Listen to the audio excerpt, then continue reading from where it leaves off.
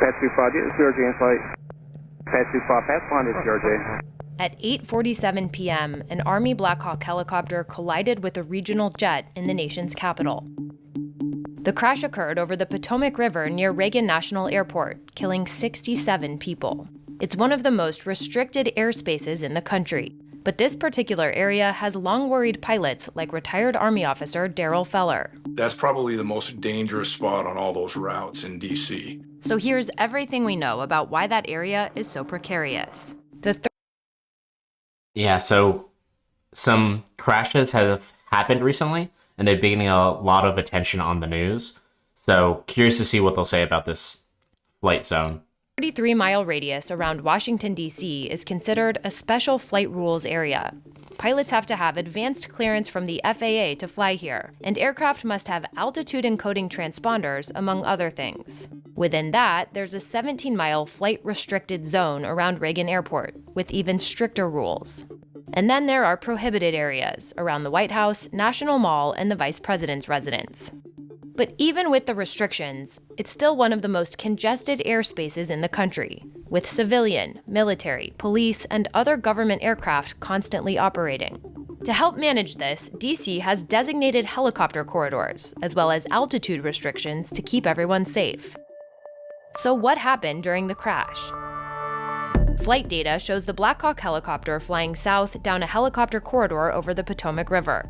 Military officials say the pilots were experienced and were conducting an annual night training mission known as a check ride. Meanwhile, American Airlines Flight 5342 was traveling north toward Reagan National. It was originally supposed to land on runway 1, with a flight path that goes up the river. But at approximately 8:42 p.m., minutes before landing, the jet was told to use a different, shorter runway. Check runway 33. Yeah, we can do 33 for Blue 6342. Change to turn for runway 33, clear to land. Runway changes aren't unusual, but it meant the plane had to bow right before turning sharply left and cutting across the helicopter corridor. A move that pilots say makes the jet hard for helicopters to see, especially at a low altitude. Confusion with ground lights is what it's called. When you're flying south and you get just to the east of the airport, off to the left is southeast DC. And so there's a lot of city lights, street lights. I-295 is over there, so there's a lot of vehicle lights.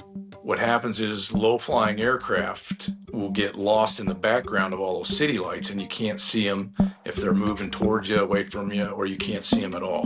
There are also questions about staffing of air traffic control that night and whether more people should have been working. Another potential problem was altitude. Helicopters are supposed to fly below 200 feet in this part of the corridor, but flight data shows the helicopter may have risen above 300 feet as the airplane was descending from 400 feet. Officials say data from the aircraft's recording device still needs to be investigated to confirm, but Feller says even if altitude was a factor, something else likely went wrong before that.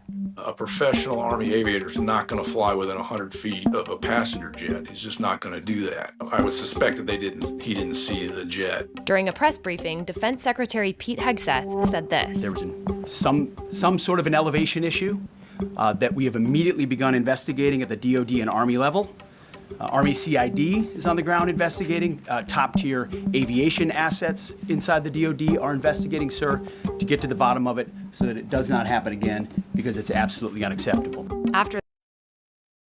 That's interesting to learn. I know there's been a number of speculation on this tragedy and how this could have happened, so this is actually a good chunk of information that I haven't seen from other sources so far.